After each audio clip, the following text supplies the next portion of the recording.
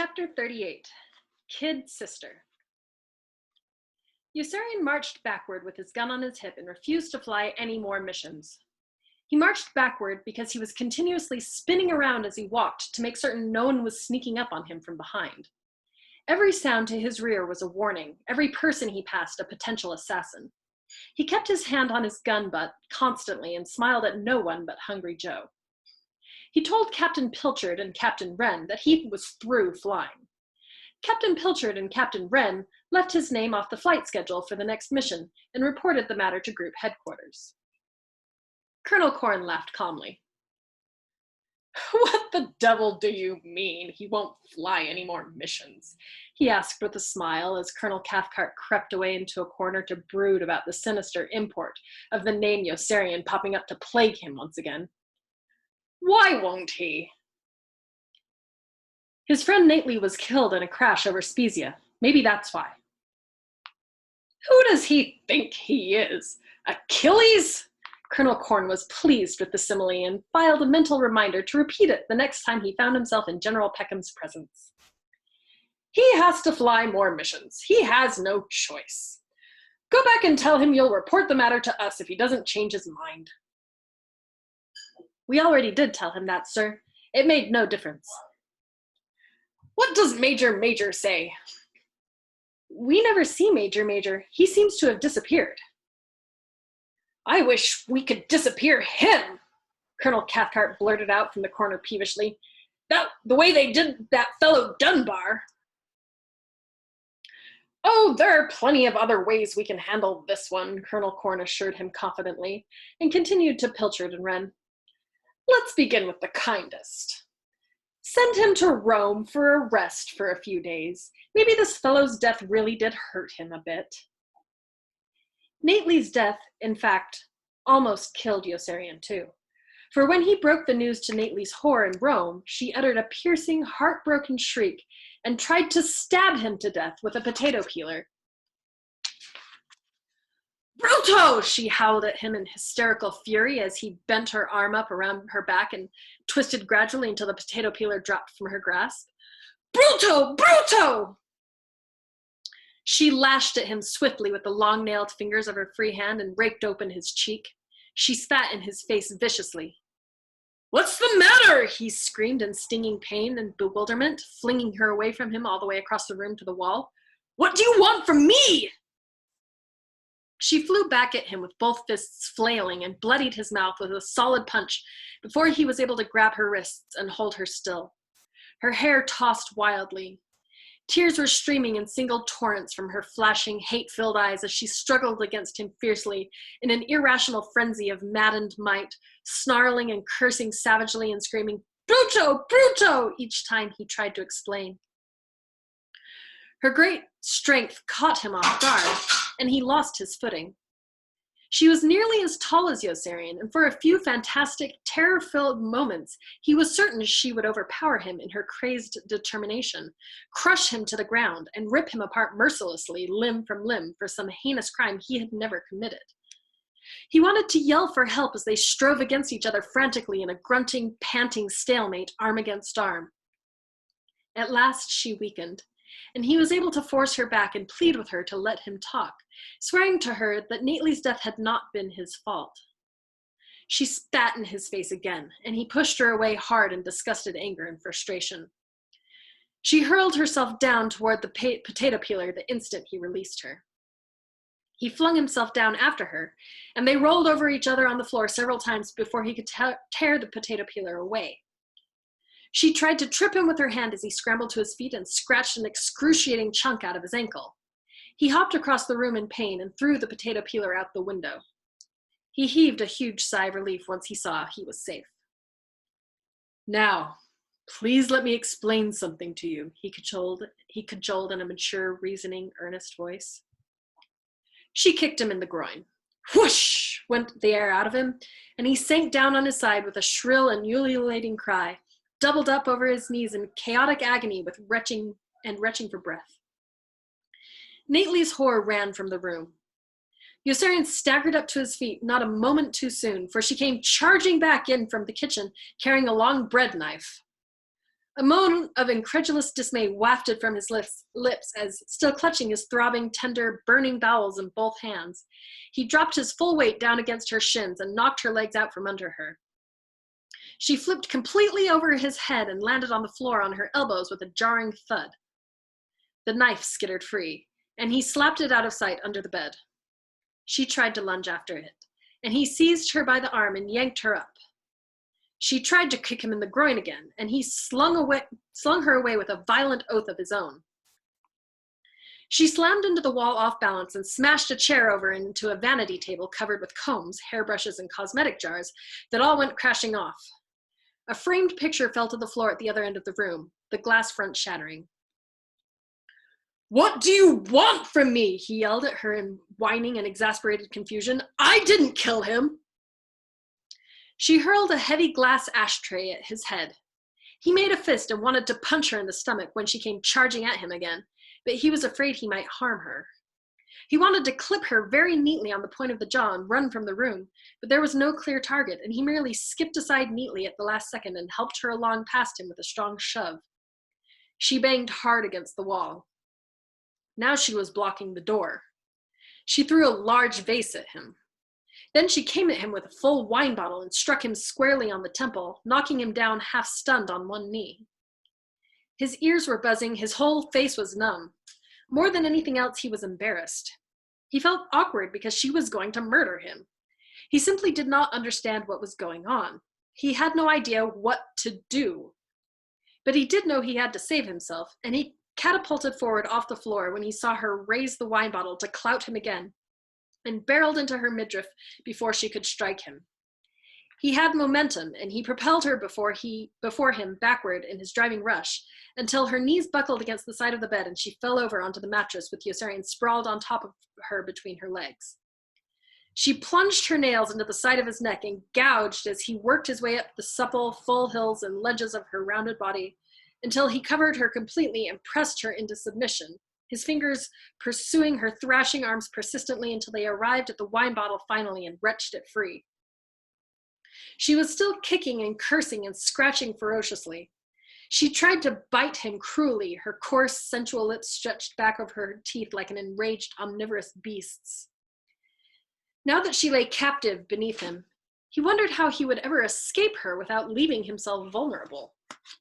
He could feel the tensed straddling inside of her buffeting thighs and knees squeezing and churning around one of his legs. He was stirred by thoughts of sex that made him ashamed.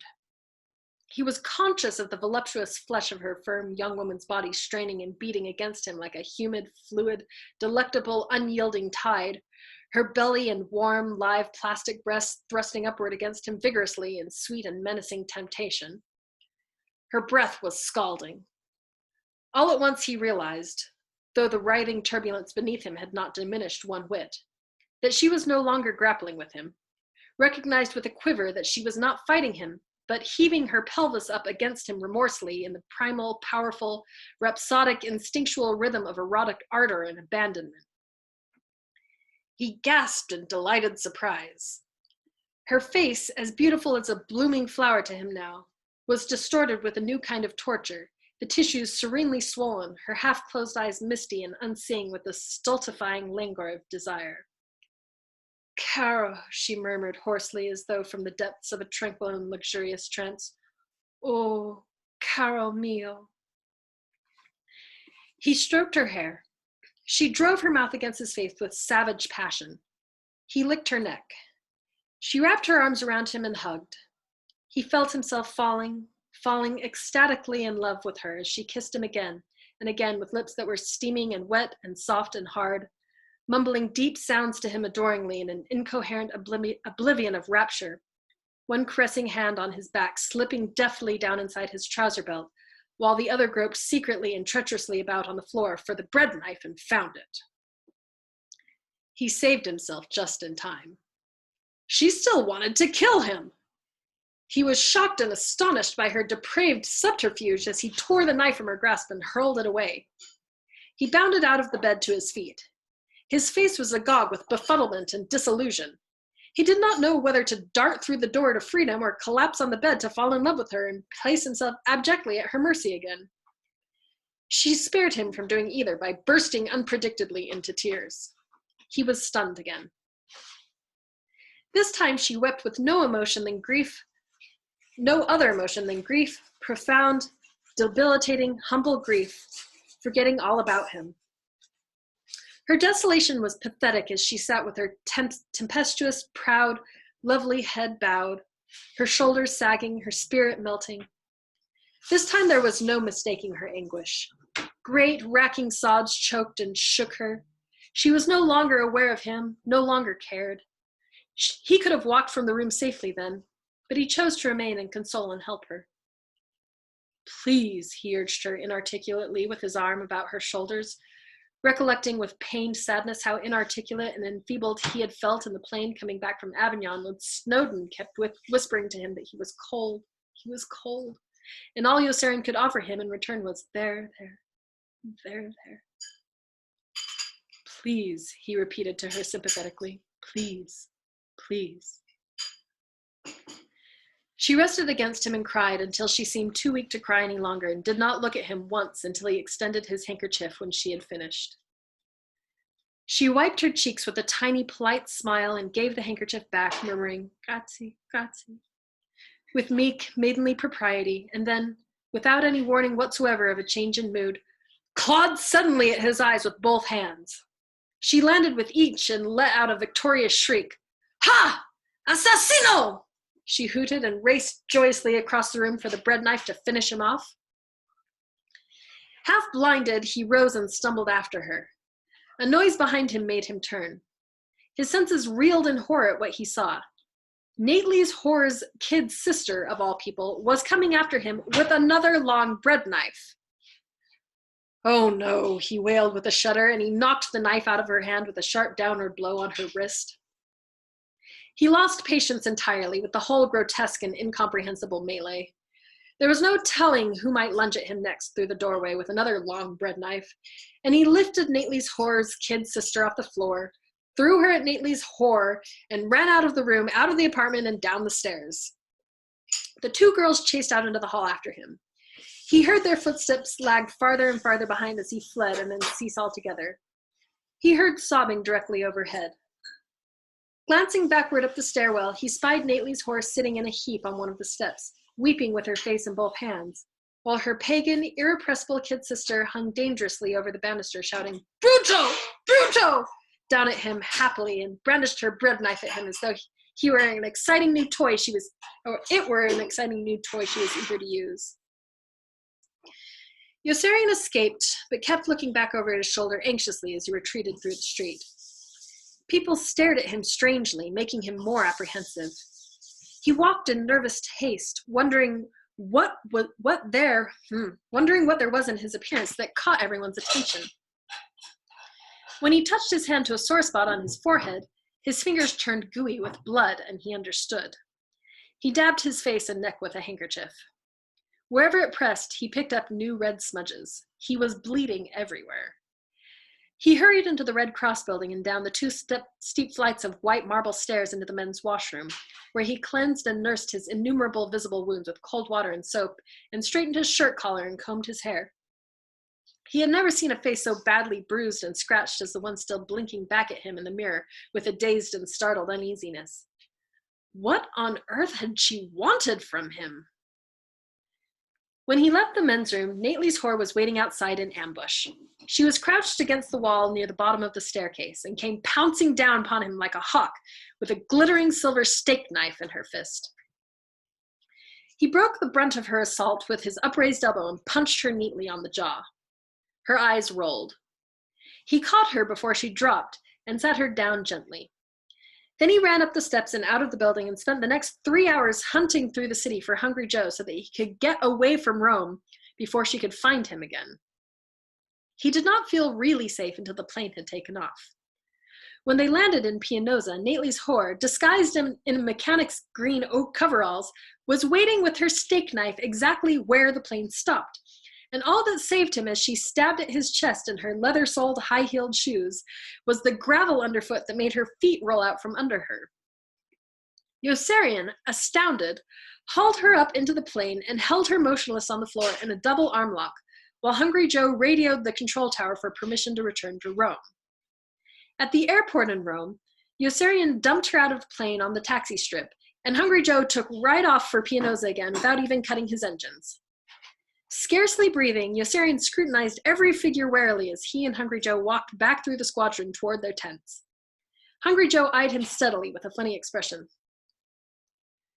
"You sure you didn't imagine the whole thing?" Hungry Joe inquired hesitantly after a while. "Imagine it? You were right there with me, weren't you? You just flew her back to Rome." "Maybe I imagined the whole thing too. Why does she want to kill you for?" "She never did like me. Maybe it's because I broke his nose, or maybe it's because I was the only one in sight she could hate when she got the news. Do you think she'll come back?" Yossarian went to the officers' club that night and stayed very late. He kept a leery eye out for Nately's whore as he approached his tent. He stopped when he saw her hiding in the bushes around the side, gripping a huge carving knife and all dressed up to look like a Pianosan farmer. Yossarian tiptoed around the back noiselessly and seized her from behind. "Caramba!" she exclaimed in a rage and resisted like a wildcat as he dragged her inside the tent and hurled her down on the floor. "Hey, what's going on?" queried one of his roommates drowsily. "Hold her till I get back," Yossarian ordered, yanking him out of bed on top of her and running out. "Hold her!" "Let me kill him and I fick you all," she offered. The other roommates leaped out of their cots when they saw it was a girl and tried to make her fick them all first as Yossarian ran to get Hungry Joe, who was sleeping like a baby. Yossarian lifted Hoople's cat off Hungry Joe's face and shook him awake. Hungry Joe dressed rapidly. This time they flew the plane north and turned in over Italy far behind the enemy lines. When they were over level land, they strapped a parachute on Nately's whore and shoved her out the escape hatch. Yossarian was positive that he was at last rid of her and was relieved. As he approached his tent back in Pianosa, a figure reared up in the darkness right beside the path and he fainted. He came to sitting on the ground and waited for the knife to strike him, almost welcoming the mortal blow for the peace it would bring. A friendly hand helped him up instead. It belonged to a pilot in Dunbar's squadron. "How are you doing?" asked the pilot, whispering. "Pretty good," Yossarian answered. "I saw you fall down just now. I thought something happened to you." "I think I fainted." "There's a rumor in my squadron that you told them you weren't going to fly any more combat missions." "That's the truth." "Then they came around from group and told us the rumor wasn't true, that you were just kidding around." "That was a lie." "Do you think they'll let you get away with it?" "I don't know." "What will they do to you?" "I don't know." "Do you think they'll court-martial you for desertion in the face of the enemy?" "I don't know." "I hope you get away with it," said the pilot in Dunbar's squadron, stealing out of sight into the shadows. "Let me know how you're doing." Yossarian stared after him a few seconds and continued toward his tent. "Psst," said a voice a few paces onward. It was Appleby, hiding in the back of a tree. "How are you doing?" "Pretty good," said Yossarian. "I heard them say they were going to threaten to court-martial you for deserting in the face of the enemy, but that they wouldn't try to go through with it because they're not even sure they've got a case against you on that, and because it might make them look bad with the new commanders. Besides, you're still a pretty big hero for going around twice over that bridge at Ferrara. I guess you're just about the biggest hero we've got now in group. I just thought you'd like to know that they'll only be bluffing." "Thanks, Appleby. That's the only reason I started talking to you, to warn you." "I appreciate it." Appleby scuffed the toes of his shoes into the ground sheepishly. "I'm sorry we had that fist fight in the officers' club, Yossarian." "That's all right." "But I didn't start it. I guess that was all Orr's fault for hitting me in the face with his ping-pong paddle. What did he want to do that for?" "You were beating him." "Wasn't I supposed to beat him? Isn't that the point? Now that he's dead, I guess it doesn't matter anymore whether I'm a better ping-pong player or not, does it?" "Guess not." "I'm sorry about making such a fuss about those Atabrain tablets on the way over. If you want to catch malaria, I guess it's your business, isn't it?" "It's all right, Appleby." But I was only trying to do my duty. I was obeying orders. I was always taught that I had to obey orders. That's all right. You know, I said to Colonel Corn and Colonel Cathcart that I didn't think they ought to make you fly any more missions if you didn't want to, and that they were very disappointed, and they said that they were very disappointed in me. Yossarian smiled with rueful amusement. I bet they are. Well, I don't care. Hell, you've flown 71. That ought to be enough. Do you think they'll let you get away with it? No. Say, if they do let you get away with it, they'll have to let the rest of us get away with it, won't they? That's why they can't let me get away with it. What do you think they'll do? I don't know. Do you think they will try to court-martial you? I don't know. Are you afraid? Yes. Are you going to fly more missions? No. I hope you do get away with it, Appleby whispered with conviction. I really do.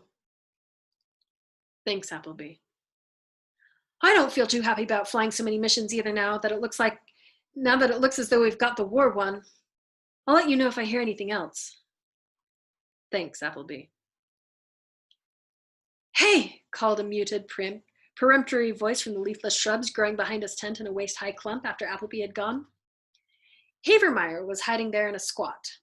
He was eating peanut brittle, and his pimples and large oily pores looked like dark scales. How you doing? He asked when Yossarian had walked up. Pretty good. Are you going to fly more missions? No. Suppose they try to make you. I won't let them. Are you yellow? Yes. Will they court-martial you? They'll probably try. What did Major Major say? Major Major's gone. Did they disappear him? I don't know. What will you do if they decide to disappear you? Try to stop them. Didn't they offer you any deals or anything if you did fly? Pilchard and Wren said they'd arrange things so I'd only go on milk runs. Havermeyer perked up. Say, that sounds like a pretty good deal. I wouldn't mind a deal like that myself. I bet you snapped it up. I turned it down. That was dumb. Havermeyer's stolid, dull face furrowed with consternation. Say, a deal like that wasn't so fair to the rest of us, was it? If you only flew on milk runs, then some of us would have to fly your share of the dangerous missions, wouldn't we? That's right. Say, I don't like that, Havermeyer exclaimed, rising resentfully with his hands clenched on his hips. I don't like that a bit. That's a real royal screwing they're getting ready to give me just because you're too goddamn yellow to fly any more missions, isn't it? Take it up with them, said Yossarian and moved his hand to his gun vigilantly. No, I'm not blaming you, said Havermeyer, even though I don't like you. You know, I'm not too happy about flying so many missions anymore either. Isn't there some way I can get out of it too? Yossarian snickered ironically and joked. Put a gun on and start marching with me. Havermeyer shook his head thoughtfully. Nah, I couldn't do that. I might bring some disgrace on my wife and kid if I acted like a coward. Nobody likes a coward. Besides, I want to stay in the reserves when the war is over. You get $500 a year if you stay in the reserves. Then fly more missions. Yeah, I guess I have to. Say, do you think there's any chance they might take you off combat duty and send you home? No. But if they do, and let you take one person with you, will you pick me? Don't pick anyone like Appleby. Pick me. Why in the world should they do something like that? I don't know, but if they do, just remember that I asked you first, will you? And let me know how you're doing. I'll wait for you here in these bushes every night. Maybe if they don't do anything bad to you, I won't fly any more missions either, okay? All the next evening, people kept popping up at him out of the darkness to ask him how he was doing, appealing to him for confidential information with weary, troubled faces on the basis of some morbid and clandestine kinship he had not guessed existed. People in the squadron he barely knew popped into sight out of nowhere as he passed and asked him how he was doing. Even men from other squadrons came one by one to conceal themselves in the darkness and pop out. Everywhere he stepped after sundown, someone was lying in wait to pop out and ask him how he was doing. People popped out him from trees and bushes, from ditches and tall weeds, from around the corners of tents and from behind the fenders of parked cars. Even one of his roommates popped out to ask him how he was doing and pleaded with him not to tell any of the other roommates he had popped out. Yossarian drew near each beckoning, overly cautious silhouette with his hand on his gun, never knowing which hissing shadow would finally turn dishonestly into Nately's whore, or worse, into some duly constituted government authority sent to club him ruthlessly into insensibility. It began to look as if they would have to do something like that. They did not want to court-martial him for desertion in the face of the enemy, because 135 miles away from the enemy could hardly be called the face of the enemy, and because Yossarian was the one who had finally knocked down the bridge at Ferrara by going around twice over the target and killing Kraft. He was always almost forgetting Kraft when he counted the dead men he knew. But they had to do something to him, and everyone waited grimly to see what horrible thing it would be. During the day, they avoided him, even Arfie, and Yossarian understood that they were different people together in daylight than they were alone in the dark. He did not care about them at all as he walked about backward with his hand on his gun and awaited the last blandishments, threats, and inducements from group each time Captain Pilchard and Wren drove back from another urgent conference with Colonel Cathcart and Colonel Corn. Hungry Joe was hardly around, and the only other person who ever spoke to him was Captain Black, who called him "Old Blood and Guts" in a merry, taunting voice each time he hailed him, and who came back from Rome toward the end of the week to tell him Nately's whore was gone. Yossarian turned sorry with a stab of yearning and remorse. He missed her. "Gone?" he echoed in a hollow tone. "Yeah, gone." Captain Black laughed, his bleary eyes narrow with fatigue and his peaked, sharp face sprouting as usual with sparse, reddish-blonde stubble. He rubbed the bags under his eyes with both fists. "I thought I might as well give this stupid broad another buff just for old time's sake, as long as I was in Rome anyway. You know, just to keep that kid Nately's body spinning in his grave. Remember the way I used to needle him? The place was empty." "Was there any word from her?" prodded Yossarian, who had been brooding incessantly about the girl, wondering how much she was suffering and feeling almost lonely and deserted without her ferocious and unappeasable attacks. "There's no one there," Captain Black exclaimed cheerfully, trying to make Yossarian understand. "Don't you understand? They're all gone. The whole place is busted." "Gone?" "Yeah, gone. Flushed right out into the street." Captain Black chuckled heartily again, and his pointed Adam's apple jumped up and down with glee inside his scraggly neck. "The joint's empty. The MP's busted the whole apartment up and drove the whores right out. Ain't that a laugh?"